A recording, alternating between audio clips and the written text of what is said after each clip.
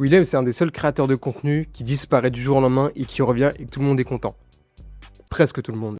Après des courts-métrages comme Comment sortir de la friendzone et Le genre idéal, Willem revient 6 voire 7 ans après avec son nouveau long-métrage Who. Et je vois que bizarrement, les gens ils ont pas trop kiffé. Du coup moi j'en pense quoi? C'est nul!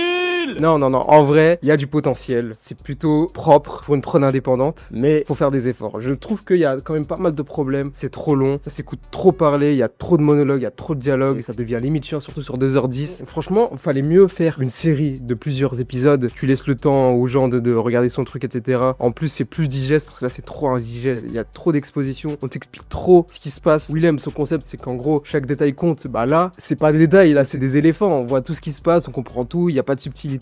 Pour un film où, en gros, le sujet, c'est un loup-garou géant, les indices sont trop mis en avant. Fallait laisser les images parler d'elles-mêmes, on est au cinéma. Faut jouer sur le visuel plutôt que sur la parole. Les acteurs aussi, je dis pas qu'ils sont mauvais, mais le jeu d'acteur, bon, ils sont dirigés à faire en sorte qu'ils passent pour des acteurs américains doublés en VF. C'est comme si... Attends.